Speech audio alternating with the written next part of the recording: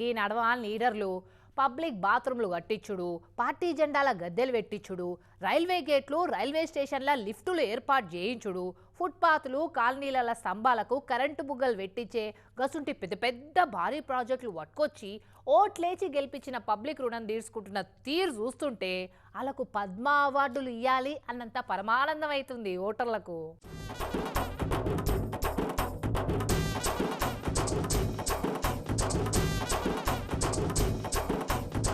ఒరే ఒరే ఒరే ఒరే ఒరే పెద్ద పెద్ద మాల్ ఓపెనింగులు చూసినాం, బంగారం షాపులు, కిరాణా షాపులు, కటింగ్ షాపులు ఓపెనింగులు చూసినాం. కానీ జిందగీలో ఫస్ట్ టైం కాలేజీల పిల్లగాళ్ళు కూర్చునే బెంచీలకు కూడా రిబ్బన్ కట్టి కటింగ్ చేసి ఓపెనింగ్ చేసే కార్యం ఇప్పుడే చూస్తున్నాం.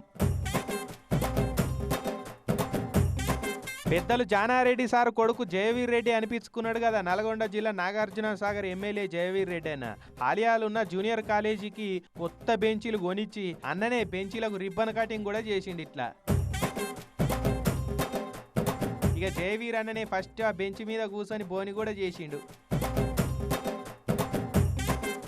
ఎమ్మెల్యేలు, మంత్రులు ఎవరైనా కాలేజీలు, స్కూలు బిల్డింగులకు రిబ్బన్ కటింగులు చేసుడు కామన్ కదా. కానీ పిల్లగాళ్ళు కూర్చొని చదువుకునే డెస్క్ బెంచీలకు కూడా రిబ్బన్ కట్టి కటింగులు చేస్తారు చూడు, వాళ్ళకే ఓ రేంజ్ ఉంటుందని మస్తు మురిసిపోవట్టిరిగా అన్న అనుచరులు. పెద్దలు జానారెడ్డి సారు ఏలిన నియోజకవర్గంలో స్వాతంత్రం వచ్చిన గిన్నేళ్లకు బీద పిల్లగాళ్ళు చదివే సర్కారు కాలేజీల సొంతంగా 10 లక్షల ఖర్చు పెట్టి బెంచీలు అందియాలన్న ఆలోచన చేసి కొత్త బెంచీలు కొనిచ్చి ఇట్లా రిబ్బన్ కటింగ్ చేసి నాన్నగారి పేరు నిలబెట్టిండని నెటిజన్లు కూడా మస్తు కొనియాడబట్టిరిగా.